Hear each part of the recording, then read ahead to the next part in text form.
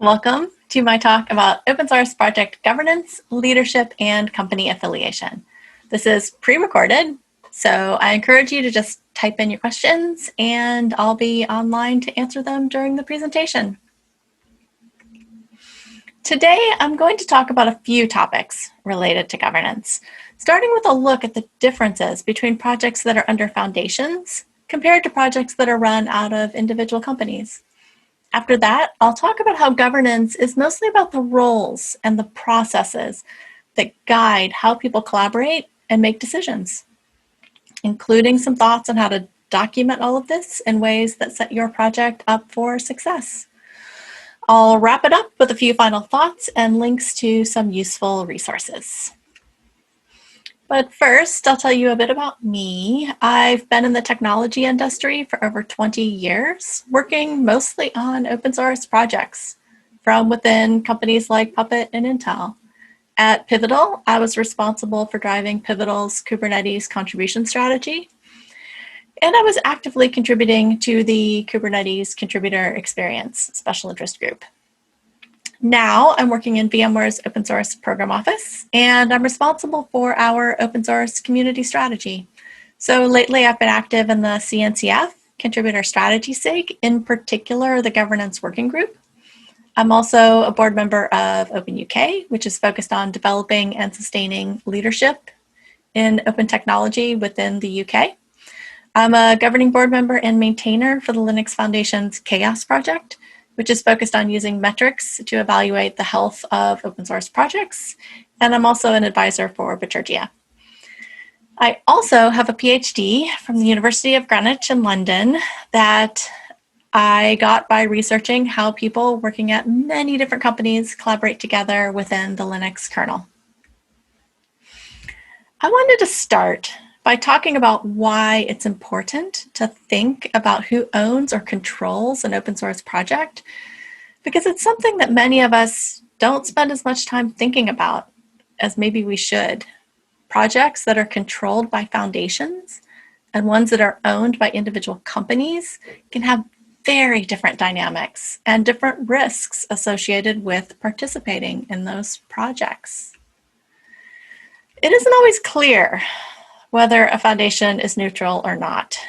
I generally start by looking at the leadership for the foundation. If the board of directors or other leadership bodies are made up of people who work at a wide range of different companies, especially if some of those are competing companies, that's a good indication that it's a neutral foundation with a good balance of people to represent various aspects within the industry. If the board members are made up primarily of people from a single company or a couple of companies with very close ties, it's not likely to be a neutral foundation. Trademarks are another thing to look at. In a neutral foundation, the foundation should own the trademarks associated with the name of the foundation and the projects. If the trademarks are owned by a company, especially a single company, that's a red flag that the foundation is probably not neutral. It can also help to look at the projects under that foundation. Were they originated at a single company? Or did they come from a variety of companies? Do those projects have leaders from a variety of companies? Do they have CLAs from one company, or is the CLA from the foundation?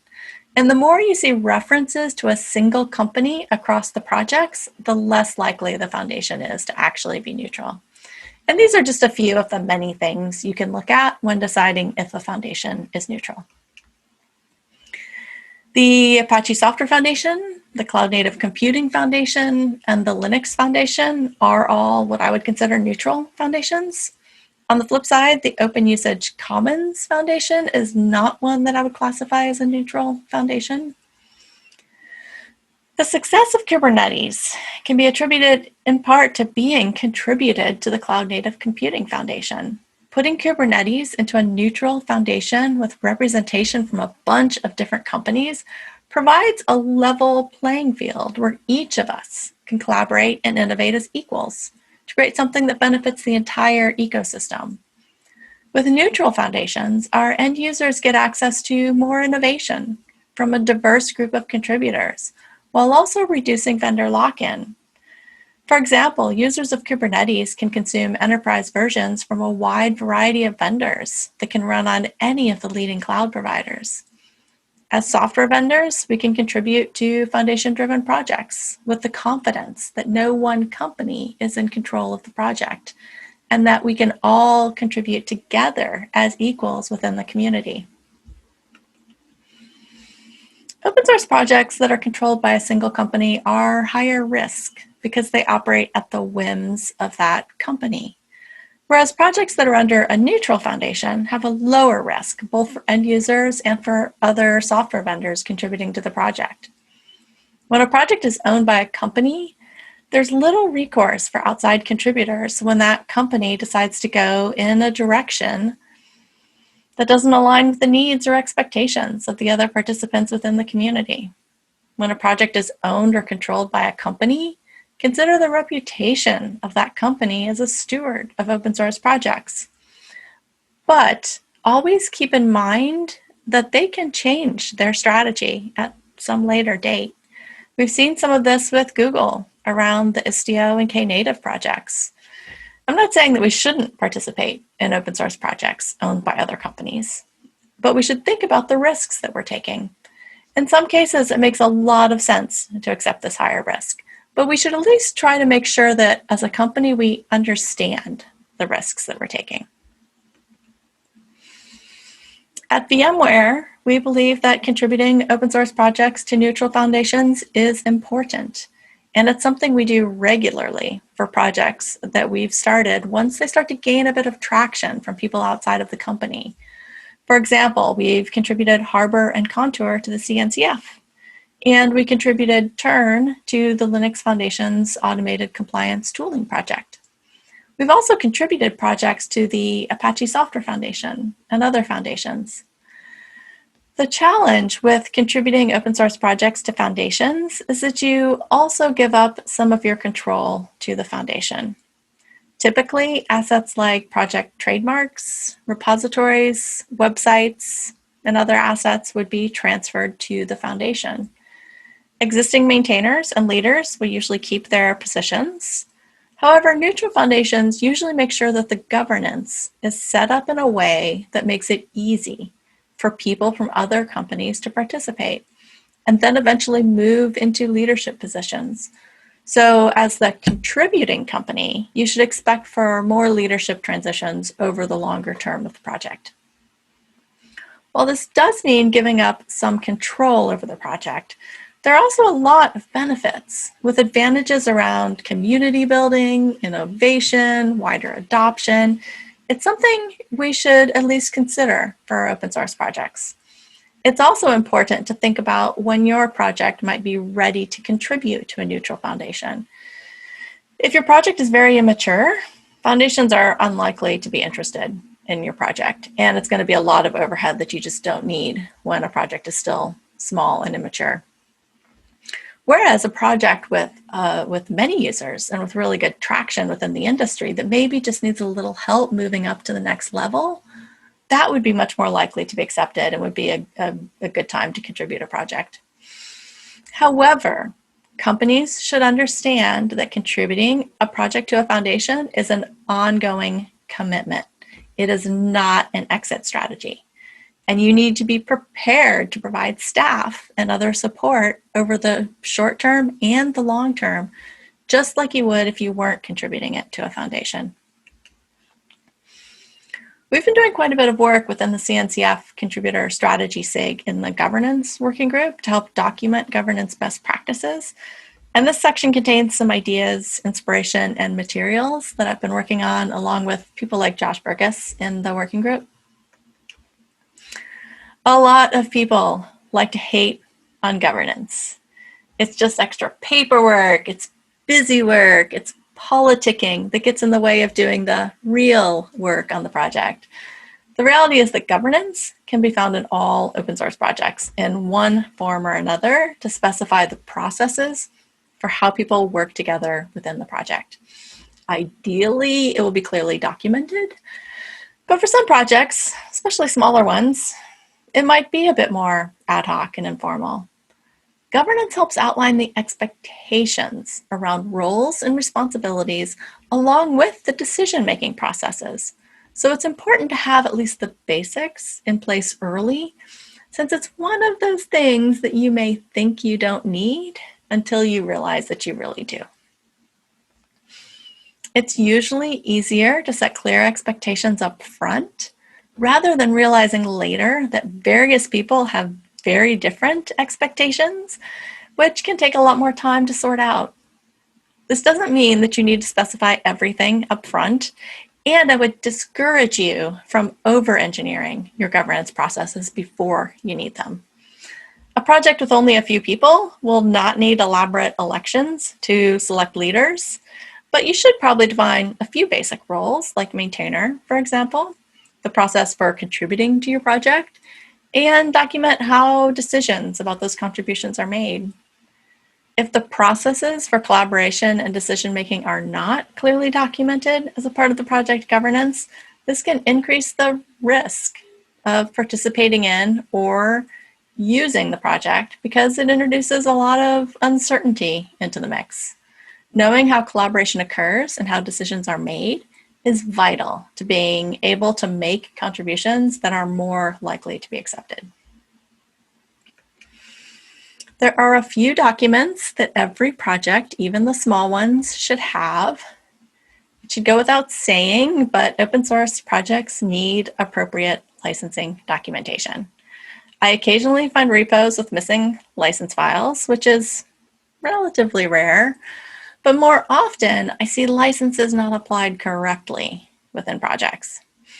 In addition to putting a license file in your repository, some licenses require things like a notices file or license headers within each source file.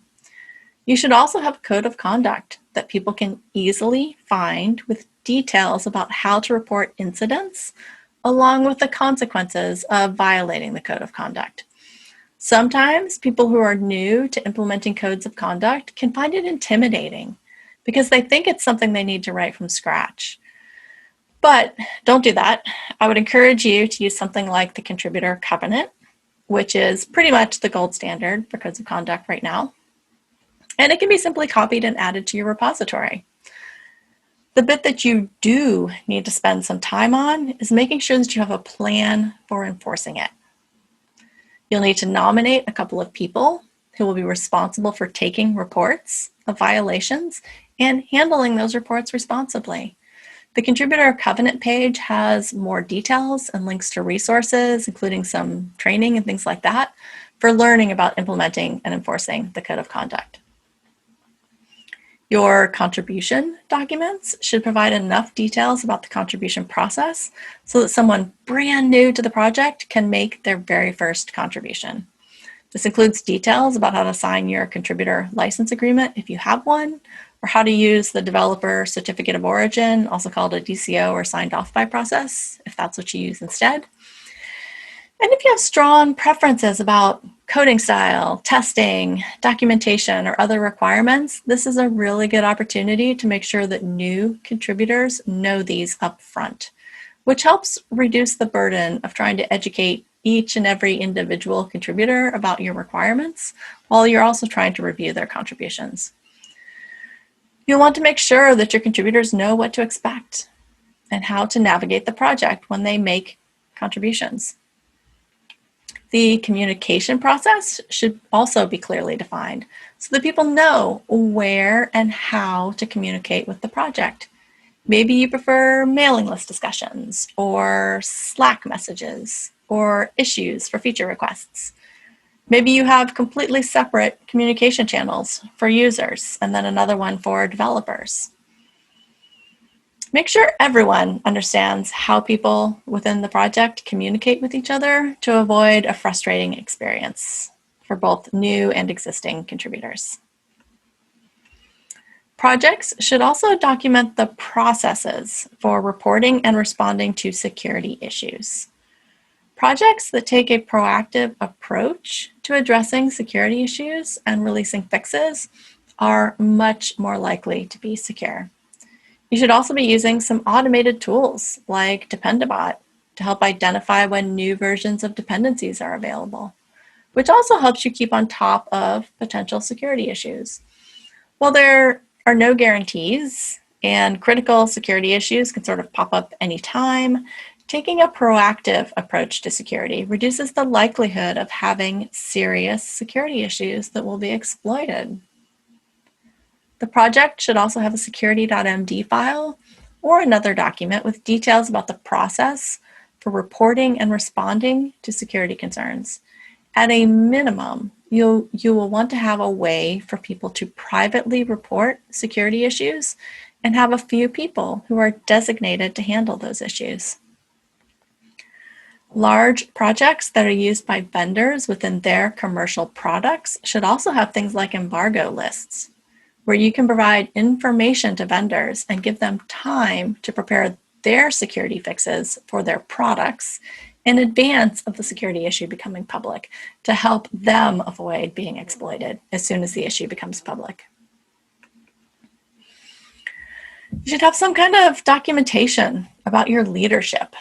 For small projects, you might just need a list of maintainers in your README file, or maybe owners or maintainers files that indicate which people are responsible for the various areas within the project. Defining the roles and responsibilities for contributors, reviewers, and maintainers is probably enough as a first step, which can help then for recruiting new people into some of these roles.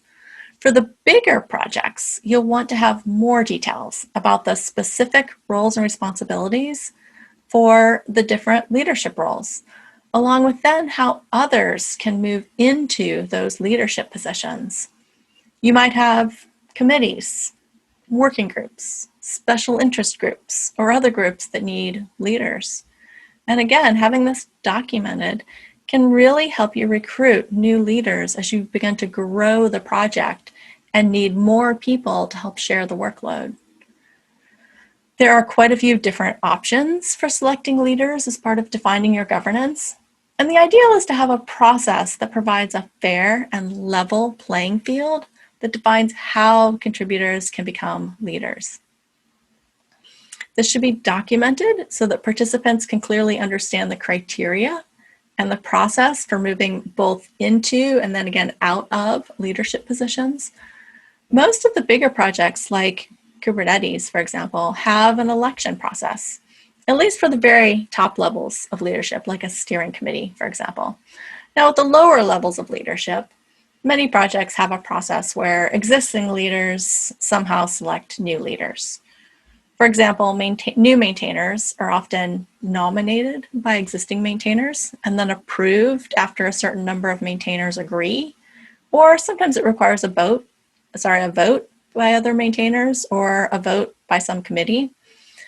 And there are a bunch of different options for selecting leaders. So I will not try to cover them all here, but there is an entire document devoted to these various options available at the link on the bottom of this slide for more details. Your project governance should be designed to keep diversity and inclusion top of mind. Building a diverse community where all people feel welcome and included does not just happen.